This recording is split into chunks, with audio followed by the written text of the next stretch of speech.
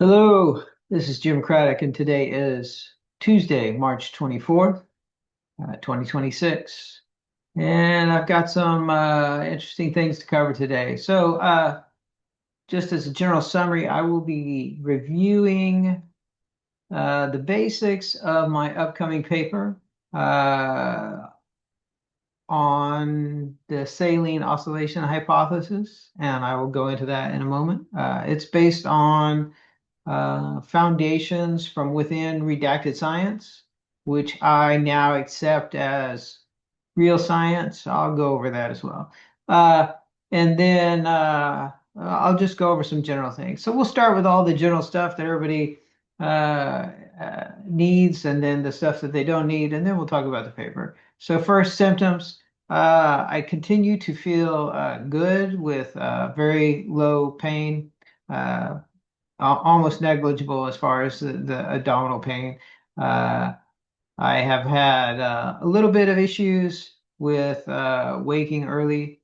Uh, I continue to have the shifting, as I've noticed and noted in many of my Nostr posts. I won't go into that. There is a complete document on the shifting of bowels on my website.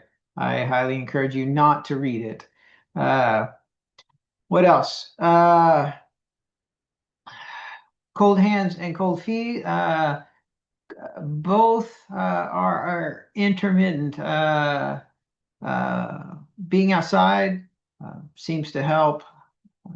Working seems to help, but as soon as I'm in an upright position for any extended amount of time, generally takes half an hour to an hour or more, my hands start getting very cold. But I've learned to deal with it. And being horizontal does resolve that. And I have some theories on that. It's presented in the actual book themselves about how they kept upright to maximize the distance between their heart and their feet so that basically creates the greatest suction power. I also believe it's partly due to endocrine influence, attempting to conserve volume in the abdomen area, so restricting the peripheral. But I can't prove any of that. Hey, these are just observations. What else we got going on? We got world stuff. Chaos continues to grow as I've always predicted it will. Uh, I think as of yesterday, you've got ICE agents patrolling airports. That's their first place that they're going to legitimately start patrolling. And I say first because I think you should expect to see a growth in this over time. Uh, the theme here is more chaos. You just pay attention. Each move, which appears to be a screw up and causes chaos, could just as easily be planned to cause that chaos. And if you look at it from that eye, I think they're doing a wonderful job at their intentions, looking quite stupid in the process, but potentially actually masterminding the increased chaos. And this is directly out of how you undermine a country. You can look at there was a Russian who came here in the 60s or 70s, I think, and he shared that all you have to do is basically undermine the structure of the country. Make people doubt the sources, etc. This is classic behavior from authoritarians who are trying to replace existing regimes. So take that for what you will. I don't plan to be here to see the culmination of said stupidity. We'll just note it as it goes along. Bitcoin itself is hovering around 70K right now, back and forth. But notably, I would note that Stretch from MicroStrategy is doing large volumes. They just announced another 2121. That's $42 billion worth of at the money offerings for both. I would have no doubt that they will be able to meet those. I think the only real concern there would be if someone was able to architect a multi-year downturn in severe downturn in Bitcoin, and I just don't think the supply and demand allow for that. So given that, your only other concern is some type of legal intervention, which I mean they are doing KYC stuff. Even Lightning now on Nostr through Primal is basically KYC using the Spark network. So, uh, I still think it's one of the places you have to be. I think you have to be in gold, you have to be in energy, you have to be in silver, you have to be in mining stocks, you have to be in energy. I mean, like alternative energy. Uh, and there's some picks. Graphene. I think is an interesting area. I think the fifth test from Donut Labs came out today. I already watched it. This is definitely a solid state battery. We don't know the specifics of the materials yet. Uh, but it looks like graphene is involved. And if it is, I think it probably is hydrographs graphene. It looks to be the only graphene pure enough for something like that. So there you go. Hydrograph as something on your radar chart. I already own some. I just it's awful pricey for for where they're at in their life cycle. So I don't own a whole lot. Uh, but you're looking at a potential. I don't know. Definitely multi-bagger there. All right, so let's cover the saline oscillation hypothesis. So the meat of this is built around the the pan-mammalia coevolution hypothesis that I've already published. I think I've discussed that, but in general, what I'm saying is, hey, C. albicans, that's Candida, uh, looks like it has driven our evolution. It is a organism that is rather unique. And this is before I did this research, by the way. I had not looked into Candida at this level that I have now, and I'm still looking. And what I can say now with authority is that there is no other organism known on Earth that has the capabilities that Candida albicans has. Uh, the other portion of that obviously becomes why, and that's the question nobody has asked. So that's what I'm trying to address as part of my paper.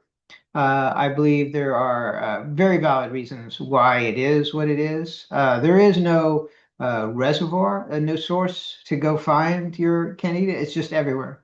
That it's always been here. 200 million years we've had Candida. And it developed the ECS uh, system. Therefore, it speaks the language. Therefore, you can expect it to interact with it. So the interesting thing about as I wrote this paper, and I'm still writing, is that as I look for additional communication mechanisms that Candida has with uh, humans, you find more and more and more and more layers that simply do not exist uh, in that totality in other organisms.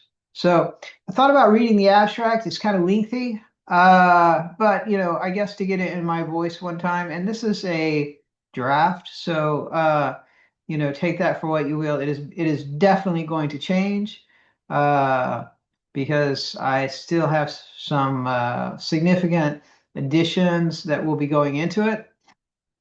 Uh, so. The saline oscillation hypothesis, endocannabinoid mediated fungal hominid coevolution in the East African Rift Valley. Jim Craddock, Redacted Science Research Initiative, redactedscience.org, jimcraddock.com. March 2026, revision. Abstract. This paper extends the Mammalia candidus pan-mammalian coevolution hypothesis, Craddock 2026a, by proposing a specific environmental mechanism cyclical lake salinity variation in the East African Rift Valley during the Pleistocene as the driver that activated and deepened the symbiosis between Candida species and hominid hosts. Drawing on paleoclimatological evidence of alternating humid and arid periods producing dramatic lake level and salinity oscillations. That's from Maslin, highly quoted, Troth et al., 2005. Paleoanthropological evidence of concurrent hominid speciation and encephalization events, Schultz and Maslin, 2013, and established literature on the endocannabinoid system, ECS, as a conserved master regulatory system across mammals, Elphick, 2012. We propose that periodic exposure to increased electrolyte concentrations in drinking water followed by freshwater periods producing electrolyte disruption analogous to the syndrome of inappropriate antidiuretic hormone secretion, SIADH, provided the environmental conditions under which a fungal symbiont capable of managing host perfusion and electrolyte balance gained decisive selective advantage.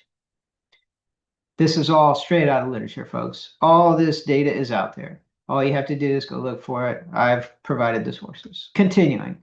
The symbiont's capacity to fill this role is not limited to the ECS. We present a synthesis of peer-reviewed evidence demonstrating that Candida albicans occupies a unique position in the mammalian internal ecology. It is the only organism in the host microbiome that simultaneously signals across kingdoms to bacteria, competing fungi, and the mammalian host, possesses physical tissue mobility through hyphal morphological transition, and accesses the host's endogenous receptor infrastructure. Confirmed molecular targets of C. albicans metabolites include nuclear transcription factors, FXR, PPARs, voltage-gated calcium channels, GABA-A neurotransmitter receptors, the GLP-1 incretin system, yeah, everybody's favorite drugs these days, cholinergic receptors, and multiple arms of both innate and adaptive immunity, and I will be adding to that. The endocannabinoid system, while the primary and most ancient interface, represents the trunk of a signaling architecture whose canopy extends across the broader GPCR superfamily and beyond. We reinterpret farnesol, the first quorum-sensing molecule identified in a eukaryote, Hornby et al., 2001, not as a self-regulatory signal, which is the current presumption, but as a multi-target effector molecule deployed to manage the host environment, consistent with the 22-year absence of any identified farnesol receptor in C. albicans itself. If it can't see what it's doing, something else is telling it what it's doing. We further propose that the social component of the coevolutionary architecture was initiated before the salinity oscillations through the discovery and communal use of exogenous phytocannabinoids, which promoted peaceful social bonding, group cohesion, and cooperative behavior. This pre-linguistic social flywheel, reinforced epigenetically through transgenerational cannabinoid-induced methylation changes, established cooperative social structure before the emergence of language. This is not an end commentary. Language did not create the coevolutionary trinity of symbiont, host physiology, and social structure. It completed it and allowed it to accelerate.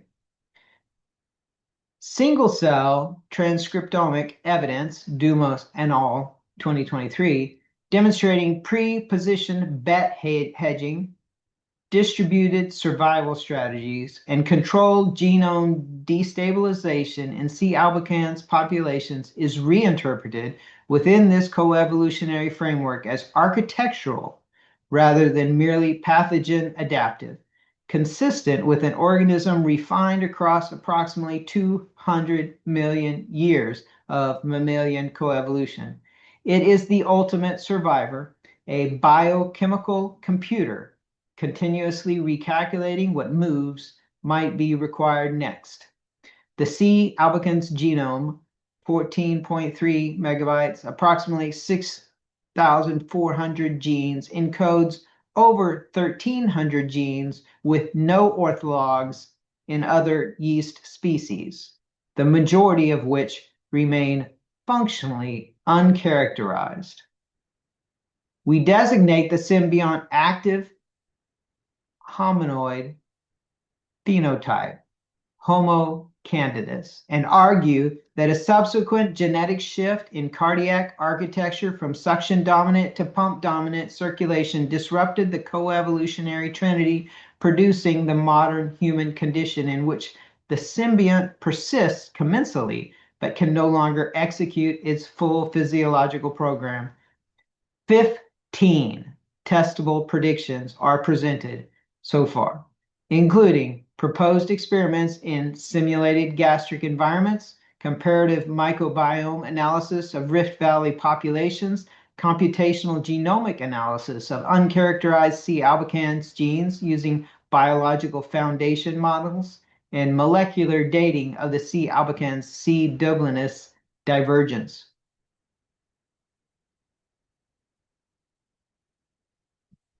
That's the abstract. The paper is currently, I don't know, longish, 27,000 words, including the references, but the references are 1, 2, 3, 4, 5. I mean, there's about 150 references right now. It's going to grow. This touches on so many areas that are currently siloed. And the way I look at my job in medical informatics and the way I explain it to med students is that medical informatics and BI people and other occupations, what we do is we take data. We take raw blood pressures, we take raw numbers, and we turn it into information. So we trend it, we graph it, we tell the story, and that allows people to make decisions. I also talk to the third-year medical students about how AI is going to change their job. This paper represents both. This paper represents the gathering of data to turn it into information so that decisions can be made. It also represents how AI is going to change the world and their jobs. I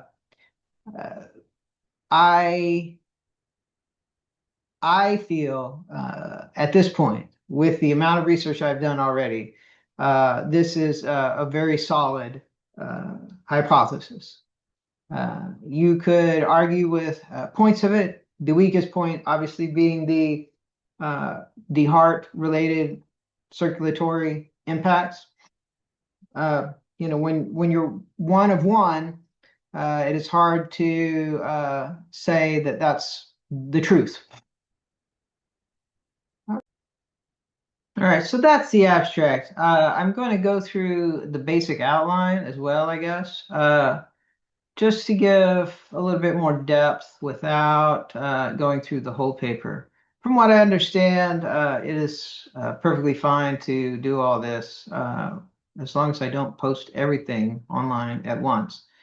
Discussion, etc., is allowed. So let's go with the outline. Geological and paleoclimatic context. I talk about the East African Rift Valley as the cradle of hominid civilization, post-climate variability, which has been proven, temporal correlation with the hominid evolution. This is presented in a graph and in discussion. Also, I go into the candidate evolutionary divergence and the coevolution theory and timeline. Hold on, let's see. Okay.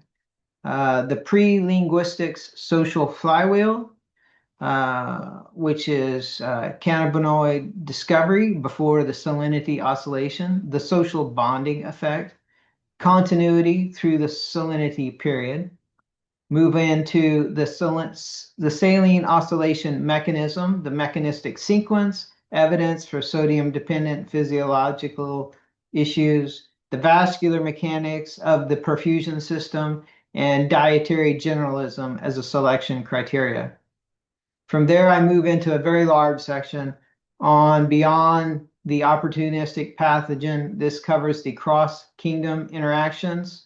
We reframe the organism as something other than a simple opportunistic pathogen.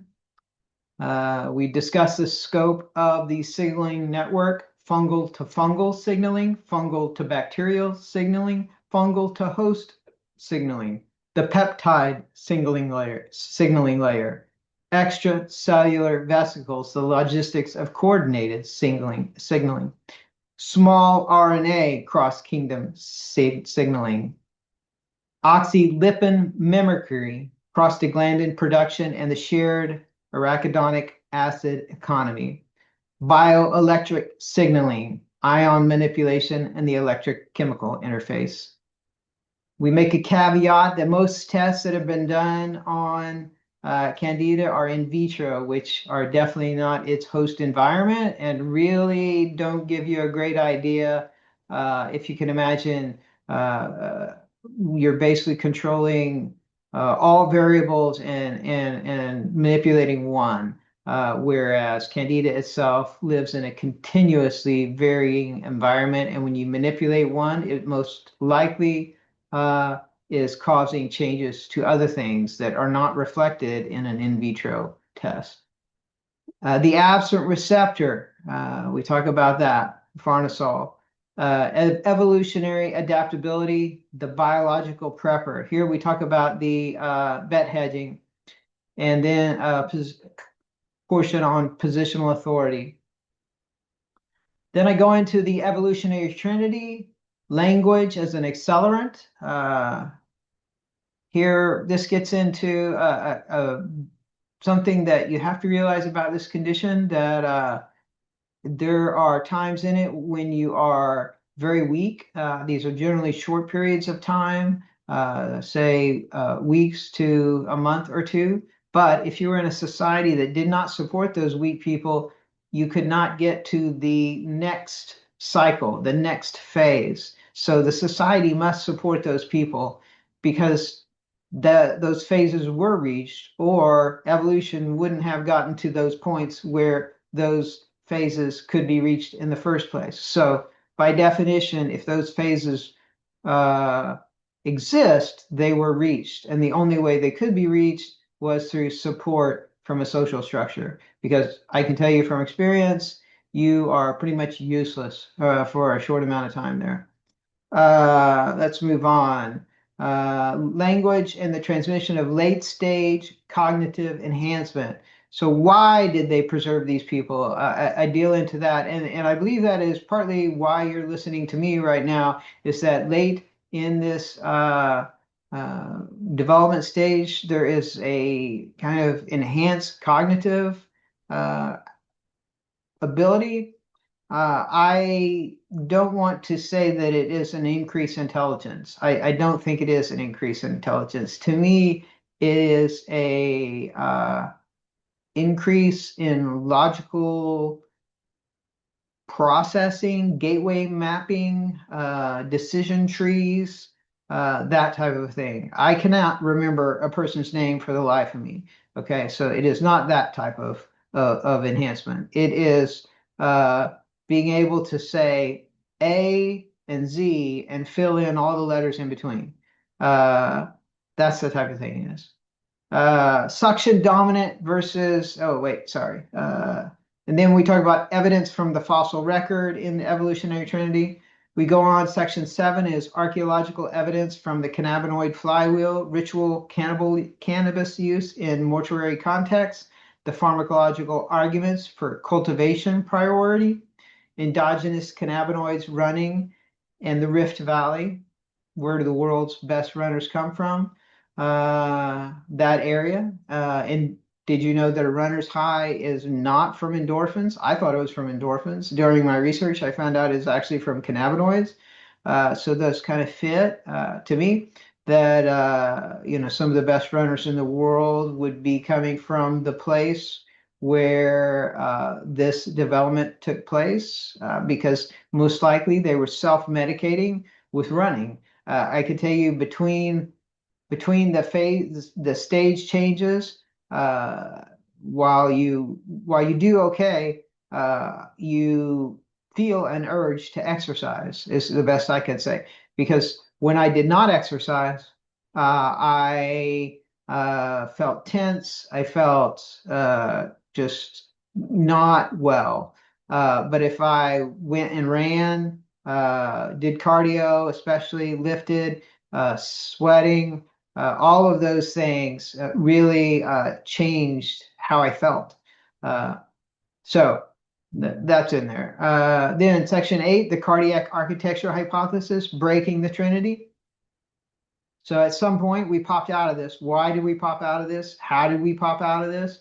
We discussed that, the suction dominant versus the pump dominant circulation and the consequences of coming out of that. And so if you think about it, there is no reservoir for Candida, uh, but yet it's still here. And so if it was part of our evolutionary cycle, and then the heart pump changed due to, let's say, saline oscillation once again, then you knock the Candida out of its ability to continue its previous programming. And so it's still there. It's still doing things, and who knows what, right? And those all depend on your ecology, which we're ignoring and treating with various drugs and treatments and things. So there's that. And then Homo candidus, the suppressed phenotype. We define what Homo candidus is and the ethical implications, finally, of the redaction of this science, because all of this science specific to the redacted science portion was already known. And I think if you knew the redacted science portion, if you knew that there was this sequence of phases with these sequences of steps, and you documented all that chemically even, you would then look at it and say, well, the only way that this happens, the only way that I have this decades long series of events is if there has been coevolution, where one thing has learned to do one thing and the body does something else, and then the other thing. And I've gone over this for the last several years, developing this hypothesis in my videos. You can review them. But that's the general point, is that the only way you get there is through some type of coevolution. And so what are the ethical implications of the redaction of that information? I don't really delve into kind of the reasons or things like that. It's more of what are the consequences of doing this? Finally, I talk about my 15 at this time testable predictions and the relation to the existing hypothesis. Then I discussed 21st century fungal biology emergence. And what I mean there is that, hey, suddenly everybody's starting to pay attention to fungal biology a little bit more. In 2022, for the first time, the WHO gave a list of fungal pathogens.